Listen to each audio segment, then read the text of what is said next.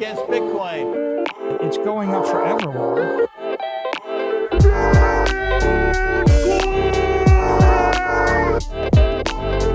You're against Bitcoin. You're against freedom. Good morning, everybody. We are back. What a weekend. We were in Austin all weekend. But anyways, crazy stuff happening. Blackrock increases their Bitcoin exposure, but not in the way that everyone thought. There was some speculation on the timeline on Blackrock stacking, but they are getting exposure in every way possible. Recent news shows that they've been buying a bunch of public mining company stocks. So we're going to get into all that news. And then, of course, we just came back from Austin. We were in BitBox Boom. So awesome to see all you guys in the flesh. Hang out with Bitcoin family members, as I like to call them, friends, acquaintances, new faces, old faces. It was a great weekend. And we streamed the whole thing live on YouTube. I think it's on the Swan and Gary's BitBox Boom channel. So if you want to catch all that, we got it all recorded for you on the YouTube verse. But the reason I bring that up, not only because we had a great time, but there was another conference that happened over the weekend. It wasn't by Bitcoiners, though. It was by your favorite central bankers out there in Jackson Hole, Wyoming. So I'm going to kind of contrast the two. We have the Bitcoin BitBox Boom conference in Austin, and then we have the central bankers meeting in Jackson Hole, Wyoming. So I don't know. I thought it was very fitting that the two happen on the same weekend, and we'll see the difference between the fiat monetary policy handlers and the Bitcoiners and the energy coming out of there. You just love to see the contrast. And of course, guys, also, as you can tell, I'm hosting the show today. I will actually be hosting the show till probably Wednesday.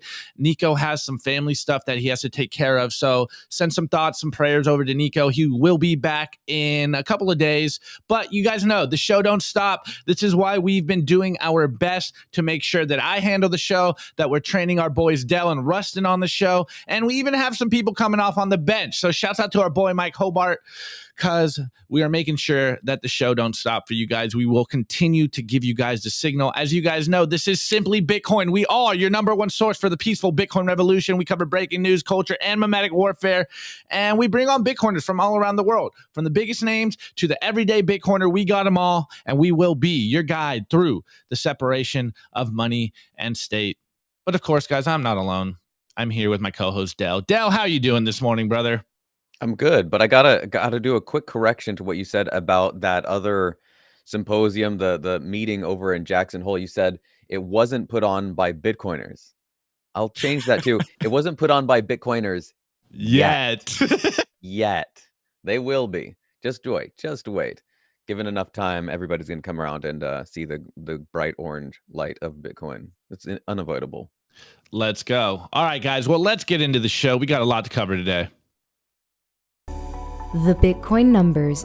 Is your Bitcoin in cold storage really secure? Is your seed phrase really secure? Stamp Seed's do-it-yourself kit has everything you need to hammer your seed words into commercial-grade titanium plates instead of just writing them on paper. Don't store your generational wealth on paper. Paper is prone to water damage, fire damage. You want to put your generational wealth on one of the strongest metals on planet Earth, titanium. Your words are actually stamped into this metal plate with this hammer and these letter stamps. And once your words are in, they aren't going anywhere. No risk of the plate breaking apart and pieces falling everywhere. Titanium stamped seeds will survive nearly triple the heat produced by a house fire. They're also crush-proof, waterproof, non-corrosive, and time-proof. All things that paper is not, allowing you to hodl your Bitcoin with peace of mind for the long haul. Stamp your seed on Stamp. All right, guys, as you know, hit the QR code in the bottom and get yourself a seed phrase storage kit. Do not leave your Bitcoin seed phrase on paper in your sock drawer. Anyways, let's get into some of the numbers here. Of course, we're over here on Clark Moody's dashboard, and our favorite number, the block height, it keeps going up, guys. It's almost like Bitcoin works. It is at 805,182 for the new all-time high of block height. The current Bitcoin price is $26,120, guys. We're still in the 26K range, which means you have an opportunity to stack more sats than we did, 2 weeks ago, which means the Moscow time, aka the sats per dollar, aka how much your fiat dollar is worth, is currently at 3,826. And I did drop a poll in the chat, guys. Are we going to see 4K sats? I don't know. Let's see what you guys think. Let's speculate a little bit in the chat for you guys, get you involved. Anyways, the total percentage of Bitcoin issued is at 92.71%. The current market cap in fiat dollar terms is $508.8 billion. Bitcoin isn't even at $1 trillion market cap yet. We're a $500 billion. Anyways, the realized monetary inflation taking fiat currencies to school is at 1.75%. And someone asked me on Telegram, what does this number mean? It means like, even though Bitcoin is hard cap, there is a realized monetary inflation until 2140, until the last Bitcoin gets released. And that is going to get halved and cut in half in April.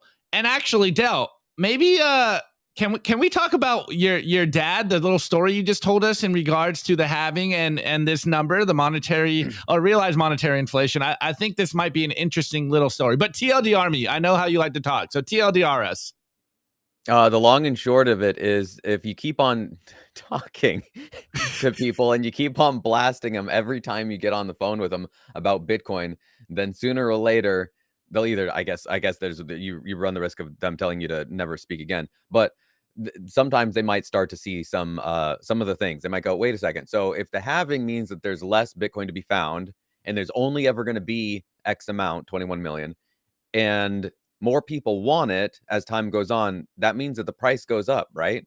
And I like Opti said, that was the TLDR of my conversation with my dad, and I said, yeah, that's exactly what it means. There's only so much. It's going to get more and more scarce, and the price can only go one way. So they're waking up. They're noticing. People are noticing. Okay, last couple numbers. We have the Bitcoin versus gold market cap is only currently 3.96% of the gold market cap. If you remember, gold is, I believe, around $10 trillion. Bitcoin still less than $500 billion, or above a little more than $500 billion. Anyways, the total lightning capacity is 4,746.94 BTC. The hash rate for the last 90 days is 377.4 exahashes, and the pending fees is currently 3.11 BTC. Okay, guys, as I was telling you guys, this weekend we had a contrast between two different conferences. We had BitBlock Boom in Austin, the Bitcoin Maxi conference. Well, all your favorite Bitcoiners were, and we were live streaming from the floor. We were holding down the media desk. And we had the central bankers meeting in Jackson Hole, Wyoming. And the irony isn't lost on me that they happened on the same weekend, but you can tell that there is complete difference in ideologies and in the feeling coming out of these conferences. And first and foremost, I'm pretty sure we played this video for you guys over the weekend on the streams, but I want to play it again because you can just see not only the hubris of Christine Lagarde, but notice the body language of her. Does she really believe what she's saying? Or is she just saying this stuff just to say it, to play the confidence game? And I also got a story, or a newsletter, or article, coming out a couple days later about what was said at the conference. And again, we are contrasting this to Bitcoin's monetary policy because that's what it's all about. And remember what Dell's dad just said. People are starting to wake up. People are starting to notice, and they're starting to understand, wow, maybe I want to get some Bitcoin just in case it catches on. Anyways, we have a tweet here by Christine Lagarde, and she goes, hello from the Jackson Hole Economic Policy Symposium. I'm looking forward to sharing my thoughts and exchanging views with central bankers from around the globe on the very relevant theme of structural shifts in the global economy. Thanks for hosting the event, Kansas City Fed. All right, let's just get into this little video. Notice her body language, and what is she even saying here? Anyways, let's get into this. Hello to all of you, and I would like to share this magnificent panorama that is behind me. It is the setting of the Jackson Hole conference that takes place every year. It is a little bit like the Sintra of the West, except it's been around for longer. Many central bank governors, many academics, many experts in monetary policy and on the economy in general will be gathering for 2 days, and we will talk about the current situation, the major shifts that we are seeing, the major breaks, and how we can best respond with good policies that will actually help bring inflation back to 2%. This is the goal, this is the mission. We're not done yet, we are working hard, but we also have to compare notes and share our views with others so that we can have really the highest level of confidence confidence that we are taking everything into account. But this is a very inspiring place to do it. Interesting. Okay, first and foremost, of course, they are still struggling to maintain 2% inflation rate, as we like to call it. You know, the publicly acceptable amount of purchasing power they can steal from you every year is 2%, and they're struggling to get back down, as we've been covering for a long time on the show. The inflation rate, the official inflation rate, CPI, is nowhere near 2%. It almost got as high as 10%. I think they're somewhere roughly around 3% right now, and they are still working on getting that lower. But anyways, let's talk about what they actually talked about, or as Christine Lagarde was saying, you know, share our notes in Jackson Hole, Wyoming. You know, it might sound very simple, very innocent. Like, we're just going to share our notes so that we know what's going on in the world, so we're all on the same page. Some might say they're conspiring, but hey, let's not go down that path. Okay, we're over here on Bloomberg, and we have an article here, and it goes, at Jackson Hole, post-inflation challenges vex central bankers. And the subtitle is, policymakers pledge to keep rates high until inflation is tame. As you can tell, the theme is inflation is not tamed. Anyways, let's get into this article. And I will jump back and forth on a few different articles from Bloomberg. And then, of course, I am going to angle this in regards to Bitcoin and BitBlock Boom that we just all were hanging out with over the weekend in Austin. So the world's top central bankers stressed the need to keep interest rates high until inflation is contained, and wrestled with deeper economic shifts that will make their job harder.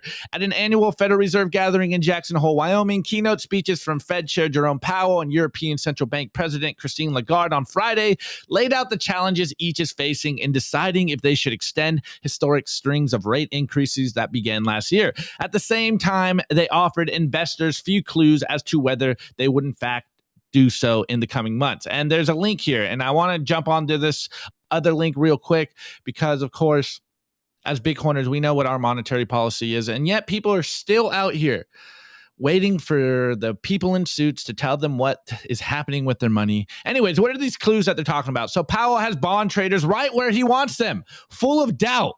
Interesting. As we know, monetary policy, at least in the fiat world, is a game of trust, a game of confidence.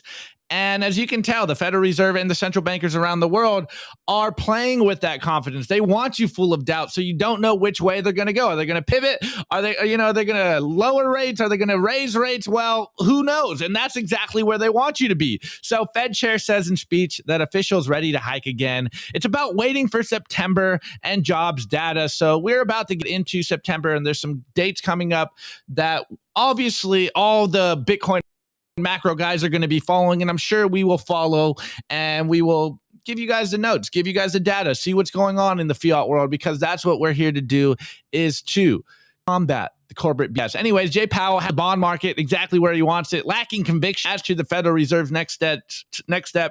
It's a scenario evident in part through split futures positioning that gives the Fed chair and his colleagues leeway to quickly adjust policy in the coming months as economic data unfolds, without having to fret about potentially roiling the world's biggest fixed income market. Powell said in a Friday speech in Wyoming that the central bank is ready to tighten again if needed to tame inflation. And for investors, it means that reports like the monthly jobs data out next week will be crucial, and that it will be tough to crown a winner in the battle between the bond bulls and bears anytime soon, even with treasuries poised for 4 straight months of losses. So again, they don't even know what they're doing with their monetary policy. And this is a feature, not a bug. This is how they want it to be.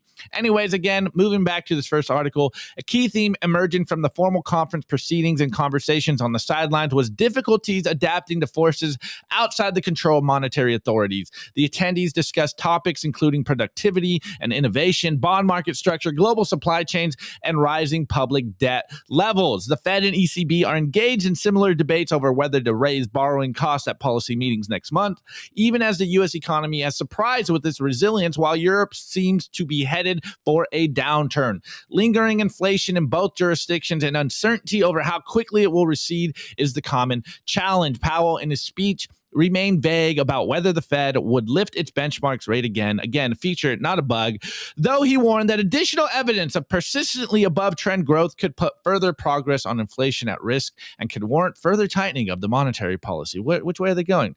They don't even know, and that's the point. Lagarde, in her address in a subsequent Bloomberg TV interview, was more wide-ranging in discussing the new landscape facing ECB policymakers, one characterized by novel challenges arising from historic changes, including the energy transition and a fragmentation of global trade into competing geopolitical blocks. She, too, though, steered clear of speaking about decisions in the months ahead. Guys, this is a feature, not a bug. As we know, as Bitcoiners, we know our monetary policy, and this is where I'm going to angle it. But let me finish this article first. The prevailing sentiment and conversations and questions at this year's symposium, a need for humility amid this uncertainty of the current landscape. And here's Christine Lagarde, and she goes, while we need to continue striving to sharpen our picture of the medium term, we should also be clear about the limits of what we currently know and what our policy can achieve. If we are to maintain our credibility with the public, we will need to talk about the future in a way that better captures the uncertainty we face. Guys, I think this is the shooting gun of this whole conversation. They're saying the loud part or the quiet part out loud. It's the idea that they know that the fiat game is a game of trust. It is a game. It's a confidence game. And as Bitcoiners, we don't have to play their game anymore. We know that they literally make things off the whim. They're going to adjust the global economy based on recent data that we know isn't even correct. And they're going to do this on a whim. They're going to do this because, a small cabal of bankers think it's the best move to make. Well, us Bitcoiners play on a totally different game. And I didn't have privy of what was fully talked about at Jackson Hole in Wyoming at the central bank. Let me see what they call it again. Jackson Hole Economic Policy Symposium. But I don't have to. I am a Bitcoiner. I know what my monetary policy is until 2140 and beyond. And this is the point. Why are we using a money that is designed to steal from us, that is designed to take our purchasing power, and is at the whim of a small group of bankers? I don't have to. This is the point of Bitcoin. We know our monetary policy moving forward. We know the halving is coming in April. We know that the supply shock that is to come next year is going to get cut in half. And, that's why I had Dell tell us this story in the beginning, because more people are starting to wake up to this. Look, even if you break this down on simple level, the central bankers out there, those who are the experts that have been entrusted to know what is best with the money supply, don't even know which way they're going to go. They don't know what they're doing in a week or two. And I don't know about you, but I do not want to play that game. Why am I sitting here on the whims of someone that is not only manipulating the money supply, they're manipulating the inflation percentages to play that confidence game? And remember what is said in the early passages of the white paper. The financial world runs on too much trust, and that trust has been abused. And I know I try to hit you guys with the logical facts all the time, but people don't even know that abuse is a possibility. They're asleep, they're busy, they're in the rat race. And like Dell's dad, people are starting to wake up to the idea that, hey, inflation is getting out of control. My life is getting more expensive. Why is my dollar, my fiat currencies not buying me enough at the grocery store? Are we going into a recession? Are we going into a global depression?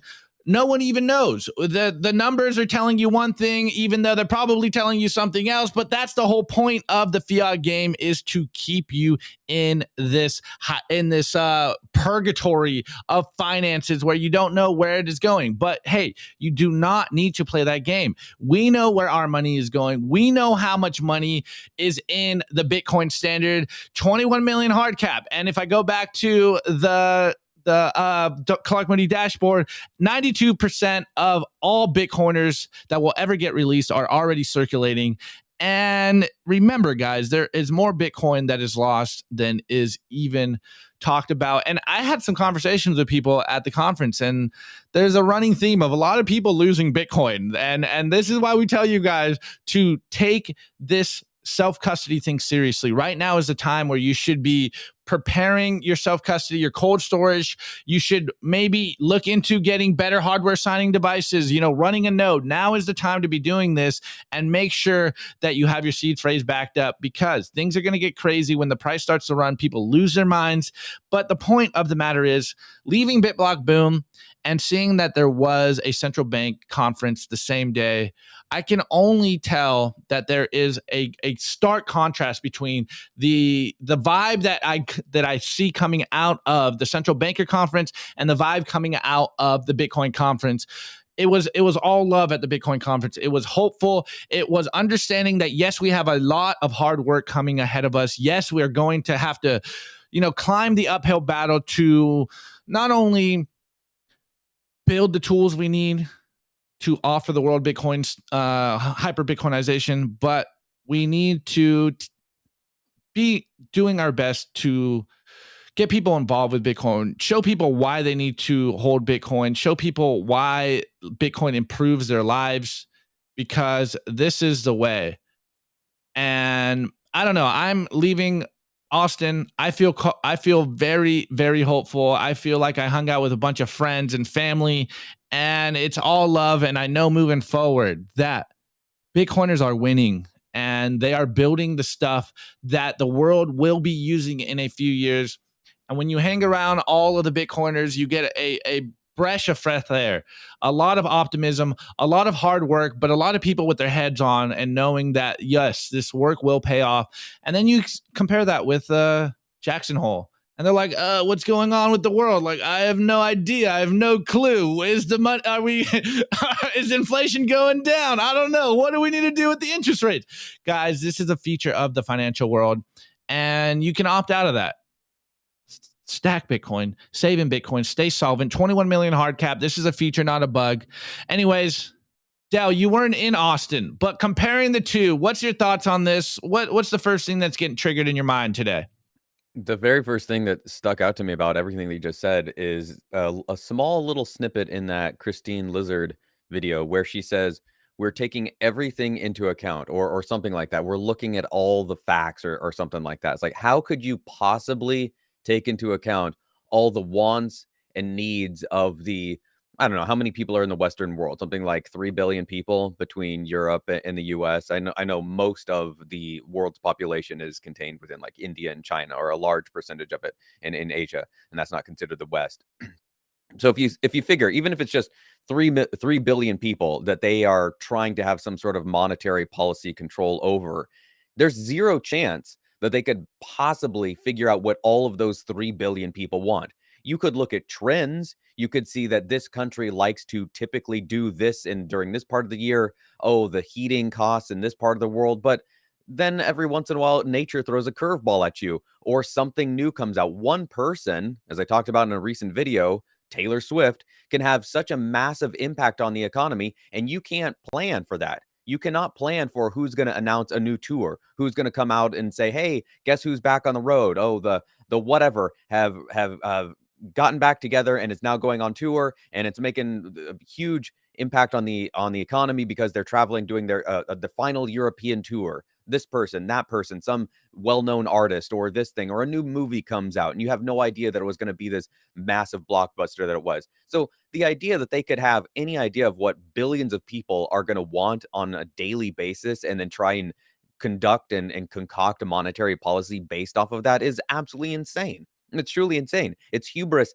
at its finest, that people think that they can have any sort of idea about what anybody besides themselves want. I bet Christine Lizard wakes up in the morning and goes, do I want eggs, or do I want bacon today? Or do I want bugs, or do I want to eat a bagel with cream cheese on it? I can't even decide between those two things. And yet she's trying to figure out whatever billions of people actually want. Give me a break. It's insane. It's truly insane. I don't know what I'm going to want tomorrow. I don't know what I'm going to want this afternoon for lunch. I have no idea. So for me to say that I could know what everybody in my neighborhood, let alone city, let alone country, let alone half the world is going to want, is, I mean, it's mind-boggling. It beggars belief that anybody could get up there and be like, no, I do know what people are going to want. I absolutely know what the policy needs to be.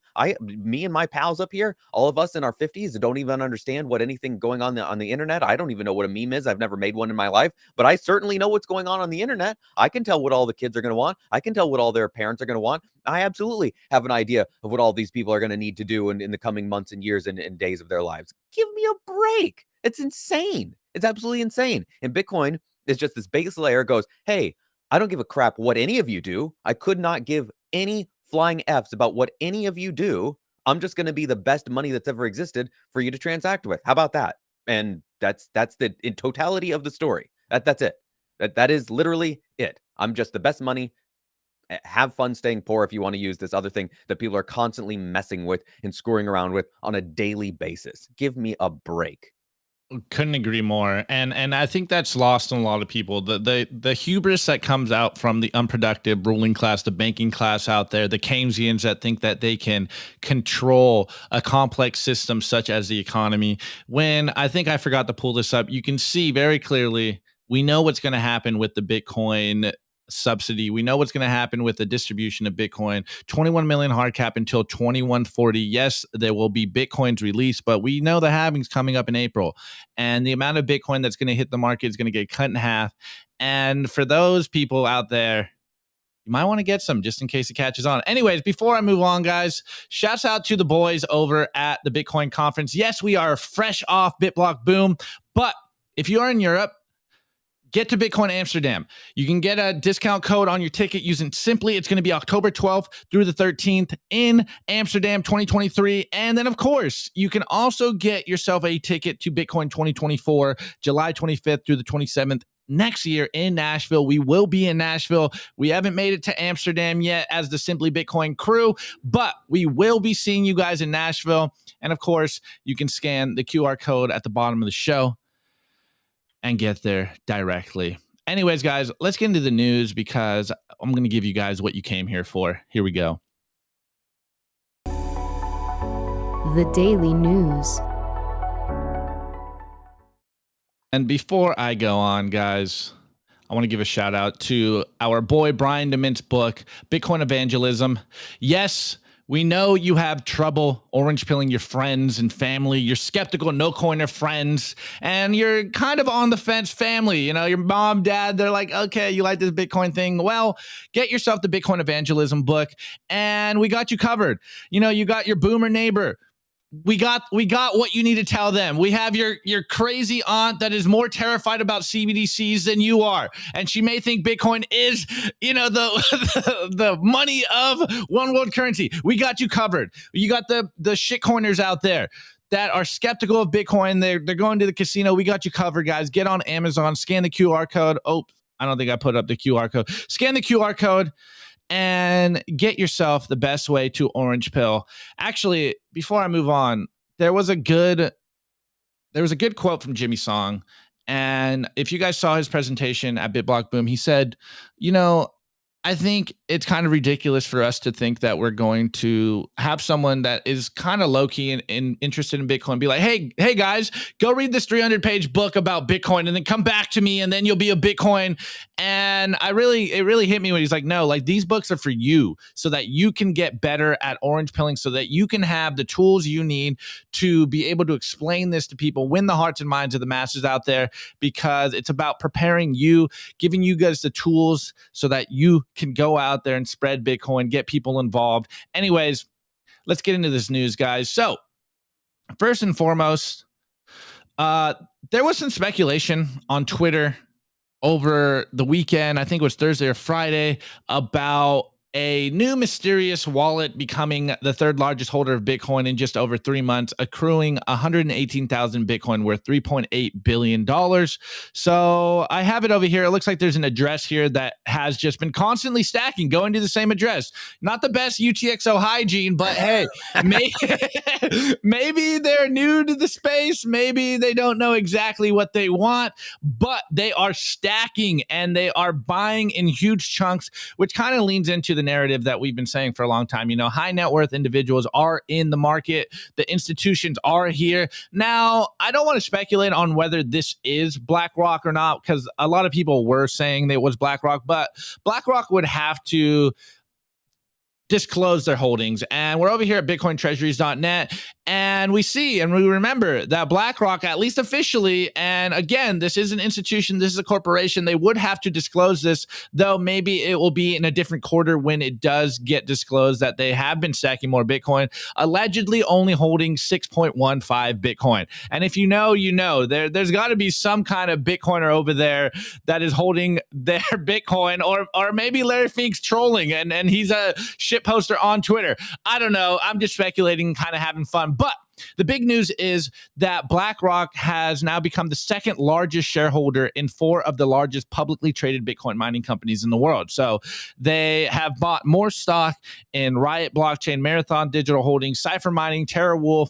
And so let's get into this article here. This came out this morning. BlackRock is a major shareholder in 4 of the 5 largest Bitcoin miners. So the investment giant is already the second largest shareholder in 4 of the 5 biggest Bitcoin minings by market capitalization. According to the company's market cap index, the 5 largest Bitcoin miners sum up to $5.4 billion in market cap and have registered massive losses in the last 30 days. So Riot Platform, $1.92 billion market cap, Marathon Digital Holdings, $1.83 billion market cap, Cypher Mining, $0.74 billion market cap, Hut 8 Mining at $500 million market cap, and TerraWolf at $0.41 billion market cap. So BlackRock is buying the dip, but they're not necessarily buying the Bitcoin price, the spot Bitcoin dip. They are buying the Bitcoin mining company's stock dip. So I think the tell here is, yes, we are still kind of in purgatory again. We're still all speculating whether and when the Bitcoin ETF will get released. The BlackRock Bitcoin Spot ETF will get released. Will it be in a year? Will it be in 6 months? We don't really know, but I think it is becoming very clear that it's not an if, it's a matter of when. If BlackRock is continuing to gain exposure in Bitcoin mining, they are, have their canary in the coal mine by saying and signaling that they want to spot Bitcoin ETF. It is becoming very obvious that BlackRock is infatuated with Bitcoin. Larry Fink wants to stack Bitcoin, so do not be selling Larry Fink your Bitcoin right now. And of course, he's buying mining companies as of now, and we're going to get into some of these numbers. But of course, the sign is they are gaining the Bitcoin exposure. The institutions are here, guys. This is the time where you should be stacking as much as humanly possible, taking your Bitcoin into self-custody. That is the most important thing to be doing, is do not leave your Bitcoin on the exchanges. Anyways, data retrieved by Finbold from CNN shows that BlackRock fund advisors increased their position in these Bitcoin miners on June 30th, consolidating their second place as the largest shareholders position as follows. So in Riot, they bought 10,749,369 shares, or roughly 6.14%, for a total value of $199.08 million. In Marathon, they bought 10 million shares, almost 11 million shares, or 6.44% of the stock, for a total value of $190 million. And what's it, Cypher Mining Inc., they bought 2.2 million shares, or a little under 1%, for a total value of $8.36 million. And in TerraWolf, they bought a little under 5 million shares, or 2.28% of the total shares, for a total value of $14.10 million. So they've notably built a position summing to a total value of around $411.5 million. And I think this is the kicker, guys, equals to a small share of 0.35% of the $117.6 billion in assets that BlackRock's hold, as reported in 2022. This current position also makes the BlackRock Fund Advisors a major member of the Bitcoin Mining Council, a lobbying group for the Bitcoin mining industry in the U.S. Now, that's just the numbers here, guys. So they are obviously getting more Bitcoin exposure, whether that is in Bitcoin stocks. And to be fair, this is the importance of the spot Bitcoin ETFs that all will be released at a certain point coming up, is that these institutions, they can't necessarily buy spot Bitcoin yet. And that's why the ETFs will, even though it is paper Bitcoin, I know, hold your tomatoes. This is how these institutions will be getting exposure. But as of now, they can buy Bitcoin mining stocks. And further, we know, over here, we know that BlackRock is a major shareholder of MicroStrategies as well. They hold, what is it, about 7.26% or 304 million shares. Oh, wait, 304, that's $1 million in MicroStrategy stock, or 879,617 shares. So they obviously have already been in the Bitcoin space. You can tell that they want as much Bitcoin exposure. And again, not to get tinfoily hat, but BlackRock playbook is happening again in the Bitcoin space. They just want to get their tentacles in every aspect of the Bitcoin space, because whether Bitcoin, whether they believe in Bitcoin or not, they are fiat maxis, and they see what we see. Number will go up. So they want a little bit of all the infrastructure. And again, I was reminded, I am the skeptical Bitcoiner here. I'm a tinfoil hat enthusiast. I should make one for you guys so you guys can clown me. But it really reminded me when the spot Bitcoin ETF news dropped, this little clause in the filing, and everyone was going crazy on it on Twitter. And I don't want to speculate too much, but I think it would be missed if I didn't bring this point up. Because, hey, there's no coincidences, but hey, things are happening, and I'm just trying to connect the dots. I'm seeing things. Obviously, maybe I'm a paranoid Bitcoiner. Maybe they are incentivized to just get Bitcoin exposure because number will go up.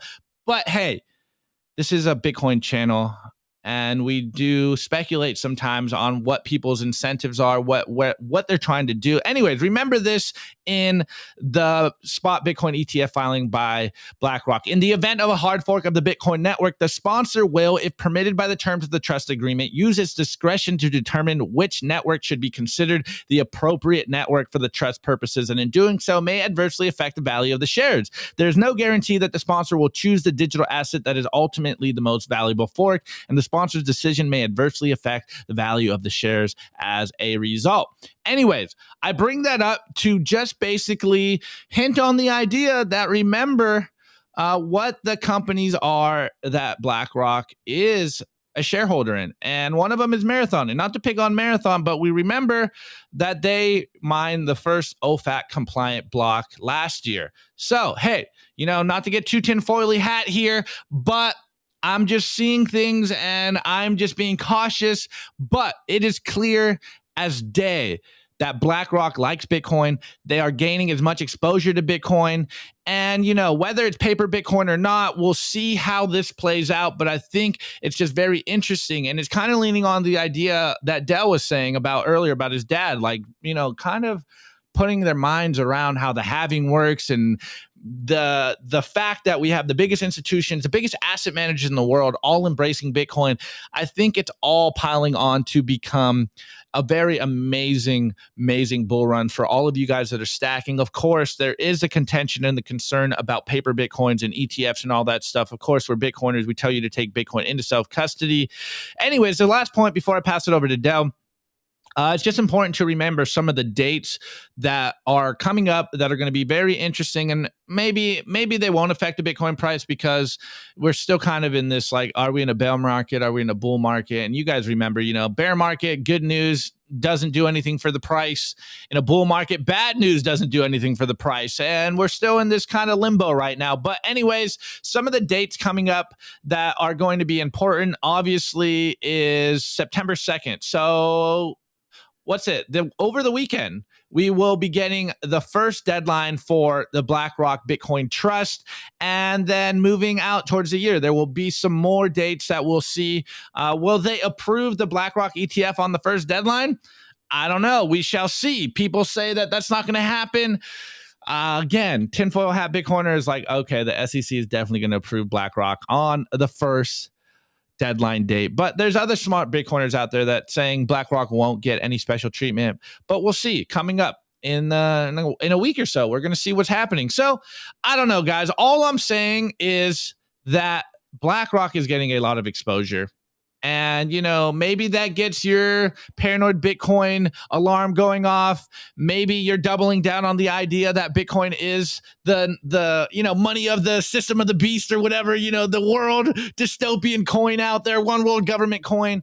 Or is it simply what we all know to be the case, that you come for the money, but you stay for the revolution. I think BlackRock is just seeing fiat gains, which means, hey, the floodgates will open up into Bitcoin.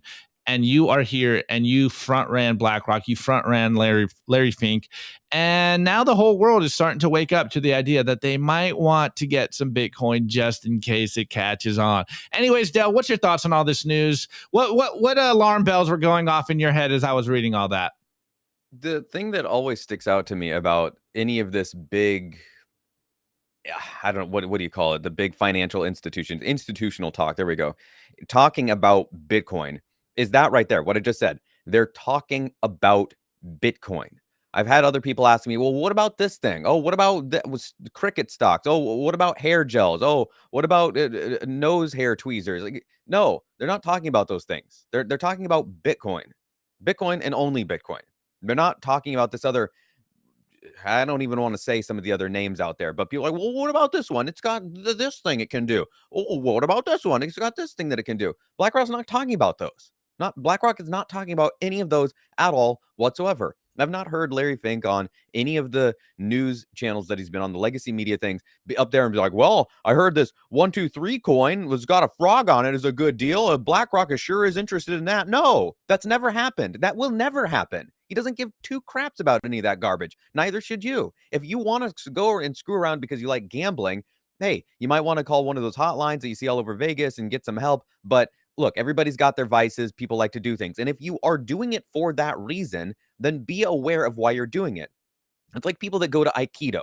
If you want to go to Aikido to hang out with your friends and you want to have a good time and have some camaraderie and do it for a club, that's fine. I've got no issues with that whatsoever. But do not go to Aikido and think that you're going to be able to do anything in an actual street fight. You will not. You will not Steven Seagal throw somebody to the ground because they just let it happen. That will not happen. In the real world, Aikido is garbage. It is not a real martial art. Just as in the real world, there's only some monies that work.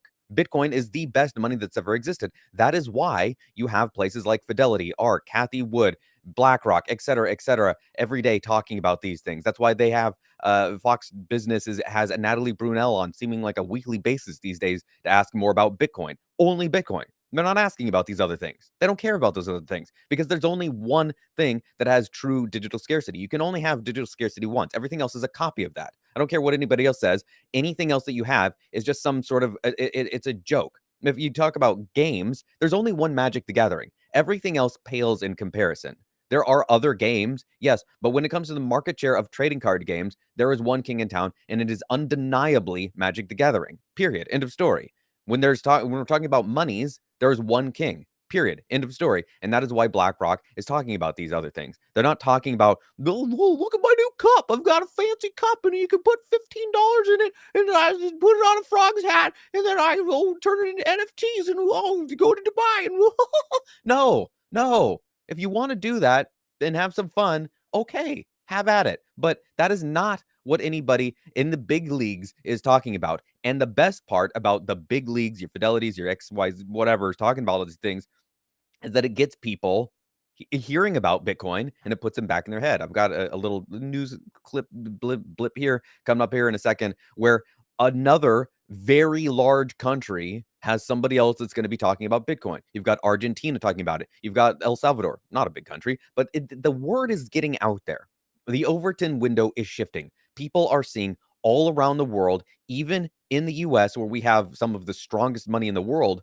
Other places are, it pales in comparison. They know the effects of inflation. Argentina has defaulted on their debt something like 9 times in the last 30 odd years. They know exactly what that feels like. I was reading an article about a family that was trying to decide, do they go to this event or do they buy the food that they right now, because if their money is rotting in their hands as they speak. Every time they get a paycheck, they have to spend it immediately. We don't feel it quite that to that degree in the US. It's more frog in the boiling pan. We notice it over years, months, and time. But I have almost every day that I work at my fiat mine job, I have somebody say, boy, the prices sure have gone up. Boy, I remember when that was half as much just a year ago. What the heck happened? And people are starting to be aware that there is a cancer in the system. There is a deep systemic problem, and sooner or later, people will start looking for a solution. You can go on limping along on your rotten foot for a while, but at a certain point, when the foot falls off, you go, boy, this is a problem. If I want to be able to walk, I'm going to have to be able to do something about this. I need to fix this problem. And sooner or later, people are going to realize that Bitcoin is the fix to that problem. There's just there's no way to not see it. Couldn't agree more. And you said it best, and we say it all the time, man. The Overton window has obviously shifted, but I think few people understand like how slow you have to inch over to the Overton window, because if you move too quickly, things break. And I know we get impatient. And also the frogs in boiling water meme, like you can't tell in real time how the Overton window has shifted, but it very obviously has shifted.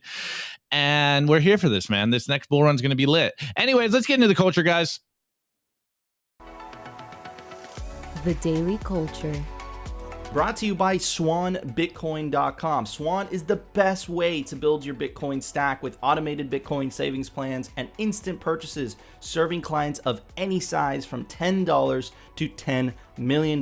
We love Swan because they incentivize self-custody and dollar cost averaging. What are you waiting for? Visit SwanBitcoin.com. Before moving forward, though, guys, we are going to be at Pacific Bitcoin this conference. So, hey, if you're on the west coast of the United States and you're not in Europe, make it to the Pacific Bitcoin Festival, October 5th through the 6th in sunny LA in California. Yes, I know you guys don't like California, but LA is beautiful in October. This is going to be fun. Last year, this festival was super lit. I think they're going to do an even bigger and better job this year. So definitely get yourself a ticket here. We want to see you. We will be there. And of course, the ticket prices will probably increase. So get yourself a general admission for $600, a VIP ticket for $2,900. And we will be in LA October 5th through the 6th in sunny LA. Anyways, Del, the floor is all yours. What are we talking about today, bro? Real quick before I get into the news, I'm excited to announce the secret speaker that nobody has announced. We're going to break the news on Wednesday. The Pacific Bitcoin speaker yes. there. Huge breaking news, big if true. Big. Oh, it's true. It's not 100% confirmed, but it's like 98.72%. Okay, so in the news, I got to preface this story because there are certain parts of it that I'm not going to touch on because people are probably going to have strong opinions one way or another. So I'm going to just touch on some of the facts here and not so much the reason behind the facts. So here we go. Viktor Orban, no tax for Hungarian women with 4 or more children. Now, we need to go over to this real quick here. This top 20 countries with the fastest population decline by 2020 or from 2020 to 2050. And Hungary is right up there at number 14. So over the next 30 odd years, they're going to see a population decline of 12.3%. That is massive. It's nowhere near what Bulgaria is going to experience, 22.5, but it's still pretty significant. So here, Viktor Orban is telling women, hey, if you have children, to help the population issue, I'm not going to get into necessarily why he's saying that, but this is a fact here, you're going to get a tax break. Hungary's populist prime minister, Viktor Orban, has promised that women who have 4 or more children will never pay income tax again, and move aimed at boosting the country's population. Scroll down a little bit here.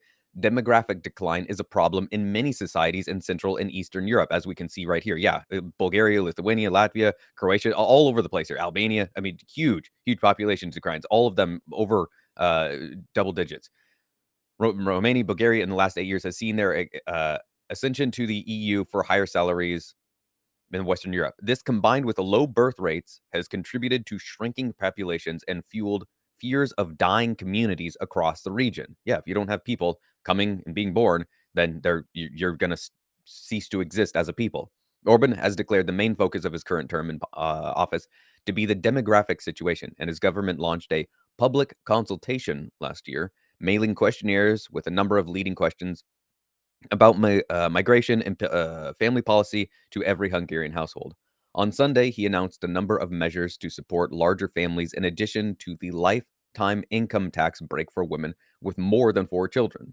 He also promised favorable mortgage terms for families with multiple children, support for families with 3 or more children to buy a car, and increased funding for daycare centers and kindergartens. And the thing that really stood out to me here is how, once again, the topic of money is coming up and how to change incentives. And this is one area that we're seeing it. He wants to increase the population of Hungarian people by encouraging women to have children. That's the best way to get babies, is to encourage women to have children. And if he can give them tax breaks to do as much, then who knows what'll come of that. It'll be interesting. I am interested to see what comes of other countries doing similar things, offering tax breaks, doing different things to get to incentivize their populations to do different things. Now, that other bit of news that I touched on here, I don't know how much of a chance this woman has of winning this race, but here, if we look right here, after proposing to make Bitcoin legal tender in Mexico, Senator Indra Kempis, who we've heard about a few times here, is now running for president in 2024. Pro-Bitcoin candidate, won Argentina, they're talking about Javier Milei there. Pro-Bitcoin candidate won Argentina's presidential primary elections. Now pro-Bitcoin candidate running for president in Mexico. Notice a trend? Yeah, we are noticing a trend. This is what we were just talking about with Blackrock. These are all of these individuals. Argentina, Javier Milei is talking about Bitcoin. Here, Indira Kempis, probably butchering that name, but Indira Kempis is talking about Bitcoin, trying to make it legal tender in Mexico. These are huge, huge things where what is the population of Mexico? It's millions of people. I think it's far larger than of the US. That's for sure. Population of Mexico. The point, it's 1.2 million. I'm sorry, not 1.2, 126 million. So it is less than the US. But the thing that is so significant about these individuals getting on stage and talking about Bitcoin is that they're bringing the awareness of Bitcoin to people. If you get on stage and you talk to half that, because half the population pays attention to you, that's 60 odd million people that go, huh, they have that inception. They have the earbug of Bitcoin in their head now, and they hear about it. Now they're a little bit more aware of it.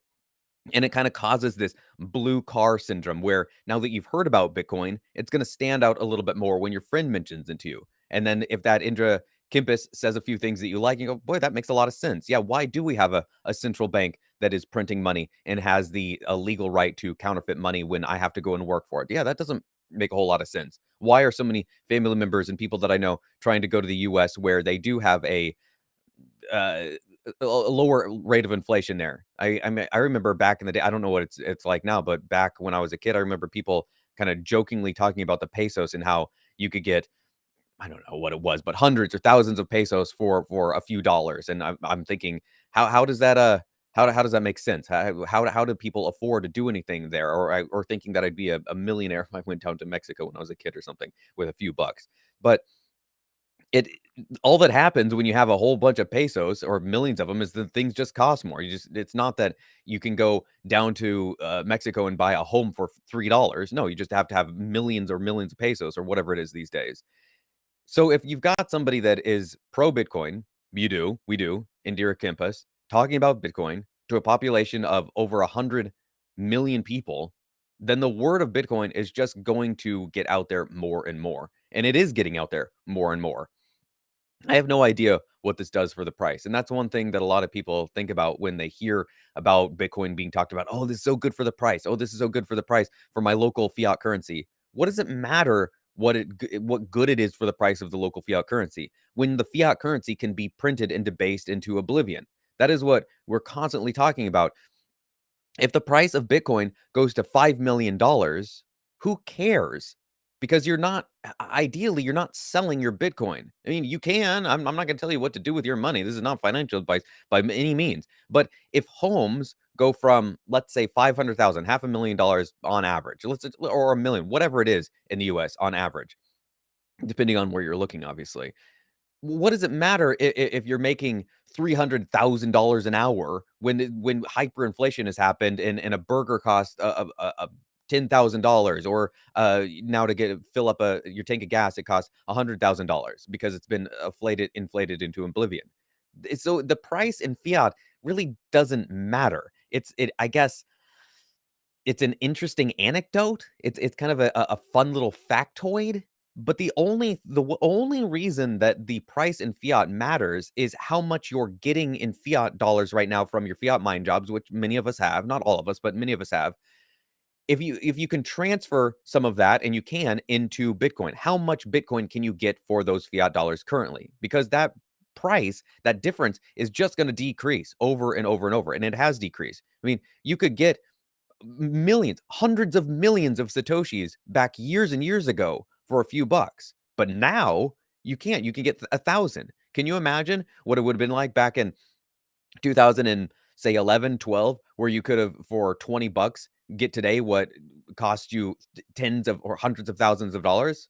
But that's just going to keep on happening. The problem is that so many people see the price now and they're like, "Oh, I missed out." They look back in time. Oh, it's like the there's some name for it, but it's like the lottery syndrome, where you go, "Boy, if I win the lottery, I could do all this stuff." You look back in time, you go, "Boy, if only I'd put $1,000 into Amazon back when they first got started, I'd be a whatever an heir right now. I'd have so much money. Oh, if I could go back in time, I'd buy so many Apple stocks, and I'd put money into Nvidia, and I'd do this." Why? Why? So that you can sell it for more of that garbage that is just going to go down in price? That's what people seem to fail to understand, is that the money that you're so coveting is trash. It is trash. It's just being made on a daily basis. It's like throwing rocks into the ocean to be churned into sand and be like, "Boy, one day I'm going to get so much sand from that rock." Well, look all around you. There's unlimited amounts of sand on the beach right now. What are you so excited about that rock turning into sand when you can get as much of it as you want? Who cares? It's sand. It's trash. It's not worth anything. It's only worth what other people say it's worth. Whereas Bitcoin is going to be what it is. It doesn't change. But if you could buy huge swaths of land and use that and transact with it and put it into your wallet and use that as money, that'd be a really great idea. But we don't know how to do that. There's no way to put land, which there is a finite amount of, into our wallets, actually carry around in our back pocket and be like, "Oh, I'm going to give you 3 acres of this parcel in Arizona, and I also have some sections in Montana." You can't do that. But you can do something that is somewhat similar with Bitcoin. So to wrap this up, I think the point of more and more people understanding how money works and what it is just going to get more and more simplified. I've got a video coming out here later on this week where I'm talking about proof of work, describing it with monkeys with typewriters. And if you can understand a monkey, eats bananas, and you can understand a typewriter, it's a mechanical machine, tap, tap, tap, tap, tap, you get words, then you can understand proof of work. If you can't understand monkeys and typewriters, then I don't even know what to tell you. I seriously, best of luck. It's gonna be rough out there.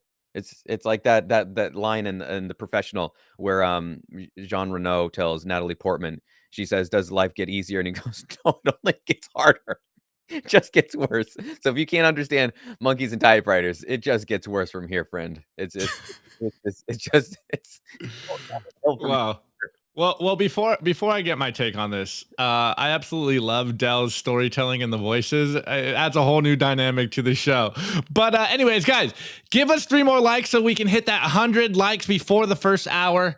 And I think our streak will continue for like the last month. So I see you guys. We're almost there. Shout out to everyone in the chat as well that is pushing that. But okay, let's get into this. I mean, in the beginning, you covered that story of, I believe you said in Hungary, but it just continues to expose the idea that we tell you guys constantly. Fiat's incentives are broken. The fiat system has a way to incentivize you to do the worst things, even though here, like, it's kind of a good thing. Like, we're going to kind of separate the two. But I say all that to basically say that the Bitcoin's incentives are broken. They constantly show that they incentivize you to not only improve your life, but by you improving your life, a selfish need of you. What do I always say? It's enlightened self-interest incentives of helping your life get better. It helps everything else by default. And this is the way moving forward. Guys, you need to have some capital. You need to have some savings. And Bitcoin incentivizes this so that, you don't need these tax breaks if you have a family. You have good financial planning. And, I know it's hard for everyone. I still probably am bad with fiat money. But when it comes to Bitcoin, it's a lot more, I don't know, it's easily savable anyways. But guys, one thing's clear. Money is a topic of contention around the world. People are feeling the pain and people are looking for solutions. And this is what I say all the time. most of the world knows the problem. I think everyone can talk about what the problems are, but few people know what the solutions are. And of course, we started this with Jackson Hole in Wyoming and the central bankers talking about their solutions to fix the problems. Those solutions don't work. What's Nico always say? There is no political solution for this. And hey, I don't know about you, but banking's probably one of the most political classes out there, guys. It's all politics. This is why I know we get a lot of flack here on the channel because they say like, oh, you guys talk about politics too much. Bitcoin breaks politics. You know, politics are irrelevant in regards to Bitcoin. I fully agree. But at the very end of the day, there will be politics moving forward from here until probably the end of time. Politics is just a way to organize humans. And I think there will always be politics, even if it's just on an interrelational level between you and the people that you interact with. But anyways, I think the point remains the same. And I always butcher her name. What's her name? Indira Kempis. Indira Kempis. And hey, you're Latin. I thought you could. Dude, I can't roll my R's. I'm a pretty bad Latino. Just because I'm born there, I'm an American, bro. Listen to my accent. You know, I was born in Mexico, but no, I'm trolling. Anyways, the point is that the Bitcoin signal is spreading. And as the Bitcoin hope signal spreads, more people are looking for solutions. Again, we all know what the problem is. And as you guys out there live a better life, people will look to you and ask themselves, how are they living so good? How are they so hopeful? How come they aren't struggling like the rest of us? And it's because you've opted out of the fiat games and you hold Bitcoin and you've unplugged from the fiat system. And then once you build on the Bitcoin standard, once you save in Bitcoin, your life improves. And you're seeing that Indira, as well as Milei in Argentina. And I think we heard some grumblings about this same thing happening in Guatemala. We're seeing that Latin America is looking to change things up. They understand what we understand. The IMF is a racket. And the Bukele effect is in real time happening around the world. And people are looking to El Salvador and they're wondering, wait, I can get myself out of the debt as well? Wait, what's going on here? I don't have to take the IMF debt so that I can continue to build infrastructure in my country? Like, wait, what is actually happening? And Bukele continues to prove to Latin American worlds, to third world countries around the world that, hey, if you add some Bitcoin to your balance sheet, your life might improve. And again, this next bull run is going to vindicate not only Michael Saylor on the corporate level, but Bukele on the nation state level. And more people are stacking and going to stack Bitcoin.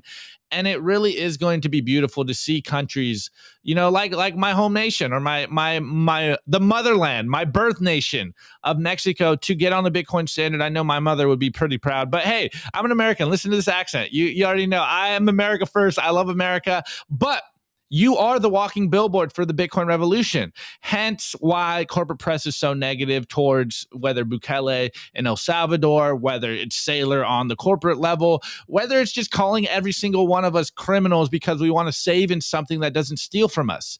It's incredible that they are gaslighting the average person out there, but this is where it's an opportunity for us to show up every single day, to have these conversations on YouTube, build a place for people to get educated, get entertained so that they can find out the real solutions in the world. And then, of course, the calls of actions that you guys do with your friends and family. I know there's a little tidbit story. There was a running theme at BitBlock Boom. I think all my Bitcoin friends have become a little jaded and we're like, man, you know, I don't really have conversations with people about Bitcoin anymore. Like, I don't force the Bitcoin message on them. I kind of allow a space for them to come to me and know that, like, hey, I'm the Bitcoin guy. Like, I have the solutions. I'm living a good life. I want you to, you know, help yourself. But again, you have to help yourself first. And unless people are interested, you might be better off by just, you know, living a good life, providing value in different areas, fiat mine, all that good stuff, because, you know, people can only orange pill themselves. And that's kind of one of the themes that I got over the weekend. It's like, orange pilling is an individual thing, and the person will have to want to be orange pilled. And again, usually the best way for this to happen is for them to feel the pain. And as we can see, everyone is feeling the pain, man. Vikingo's laughing. My boy Vikingo's laughing in the chat. He gets it. But man, guys, protect yourself, save in Bitcoin, enlighten self-interest, make sure your Bitcoin is in cold storage. Do not leave that Bitcoin on an exchange. But moving forward, it's going to become very clear that people need to stack Bitcoin because they're getting poorer. And this is what will wake the world up. Why is my dollar not going as far as it used to? Is there solutions to this? Yes, there is. It is simply Bitcoin, and people will have to feel that pain. So, hey, just build it and they will come, guys. And this next bull run, I think, will very clearly prove that. Anyways, guys, let's get into the meme review because you watch this whole show just to get to the meme review. The Daily Meme Review. Brought to you by Kaboomracks. I get this question all the time. Nico, where should I buy Bitcoin miners? The answer is Kaboomracks. It's the best place to buy Bitcoin miners. That's where you're going to find the best deals and the best prices. Start your mining utopia today. To check out their racks, you got to go to t.me/Kaboomracks. Join their Telegram group and start your mining journey today. Kaboomracks. Kaboomracks. Hold on. How's Matthew J? I think Opti should wear a t-shirt tuxedo and a Bitcoin hat. I'm going to say the Kaboom Racks, but in a really weird voice. Go on. Kaboom! Kaboom! I was low key trolling at BitBlock Boom, where I was saying I'm gonna troll everyone and start wearing a suit on the show because everyone knows I'm a professional Bitcoiner now, and I think suits mean something or something. No, I'm just joking, guys. Maybe one day. Anyways, this is a meme review where you guys send us memes on Twitter, tag me at simplybitcointv. Give me your favorite memes or tag your favorite memers memes at simplybitcointv and I will get them on the show, or tag my personal Optimus Fields and I will get them on the show. Of course, you can also drop them in our Telegram group, t.me/simplybitcoin. I look in there every morning to try to get some memes, guys. But hey, make the memes, get the calls of signals out there, tweet to the bullets, memes to the artillery. We are in an information war and we have truth on our side. Anyways, first meme is by our boy, the BTC therapist, and he goes, "We won't stop buying Bitcoin."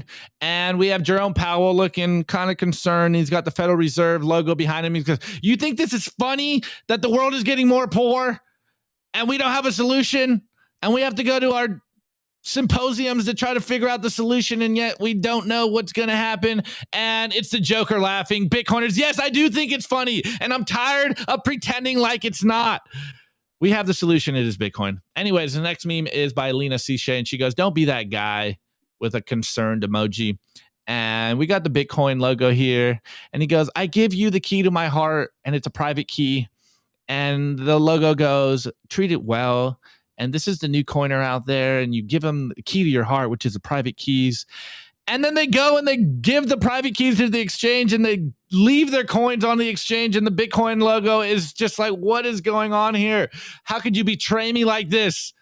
Take your Bitcoin into cold storage.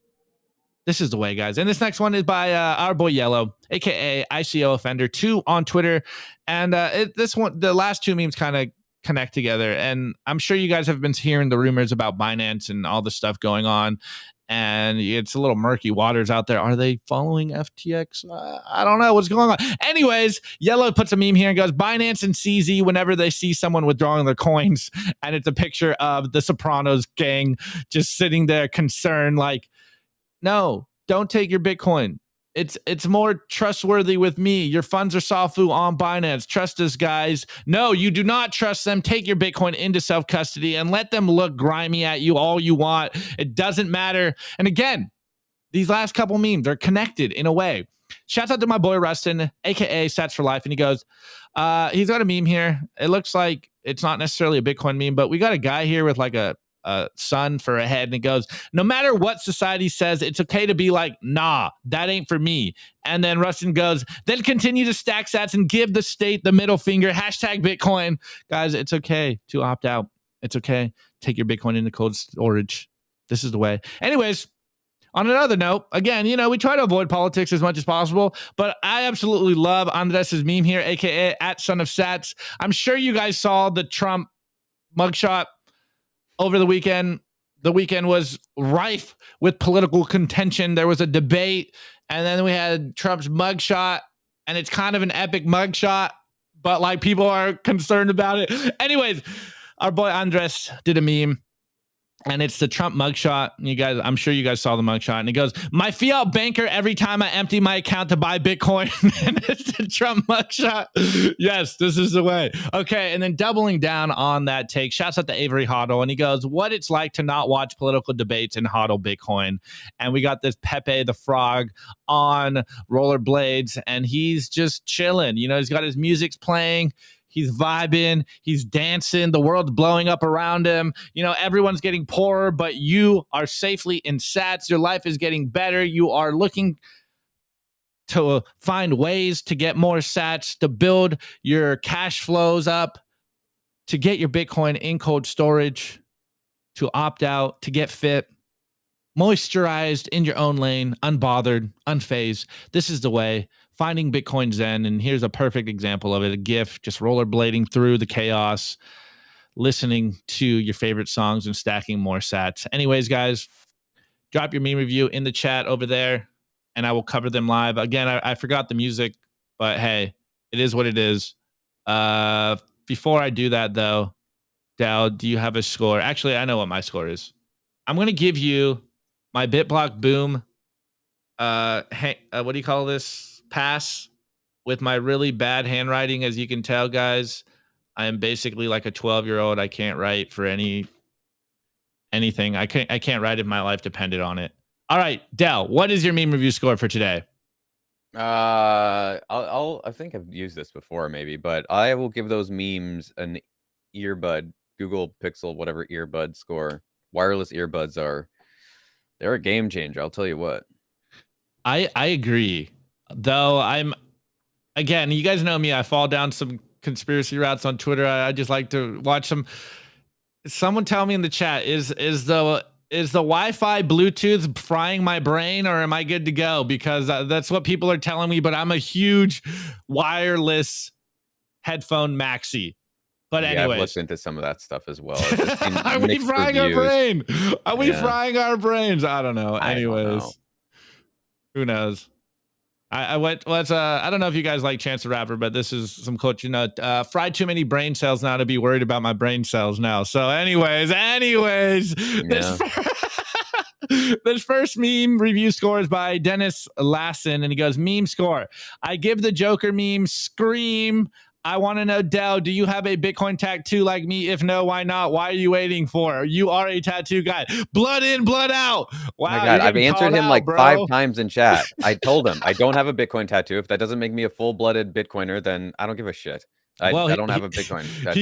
He's been trolling me too for a minute, but I don't do tattoos. I don't do tattoos. So never gonna happen, bro. Appreciate it.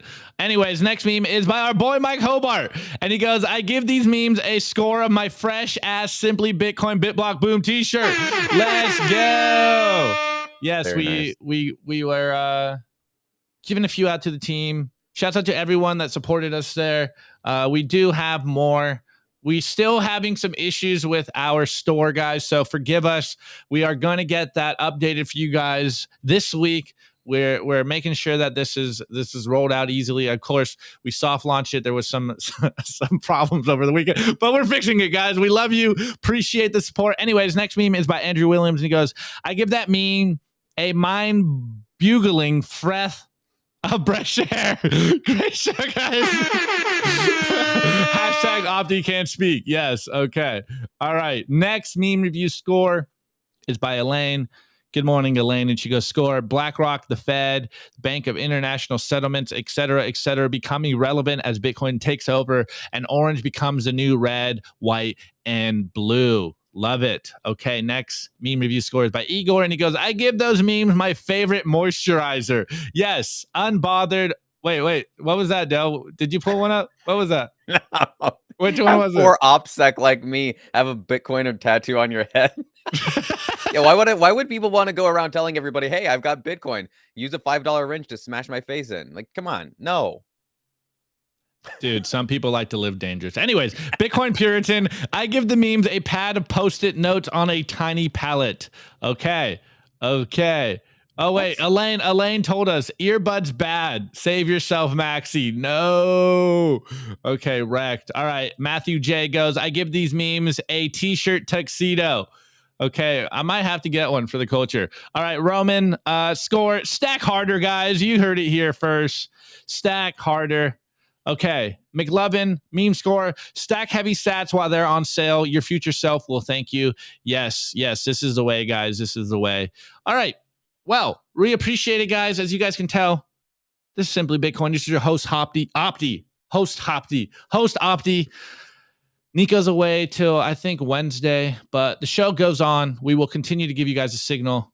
Anyways, Del, what do you have in the books for the Twitter timeline?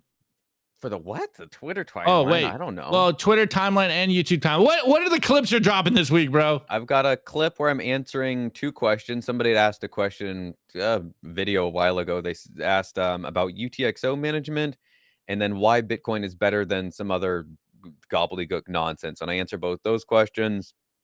And then that proof of work as described with monkeys and typewriters. I'm looking forward to that one.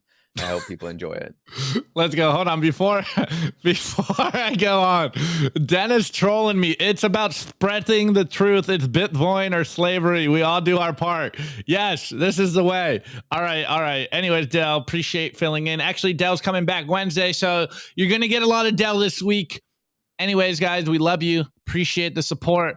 Like, share, subscribe. Just come here, hang out with us.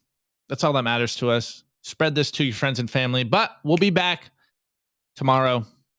Come hang out with us on Spaces. Peace out, guys. We love you.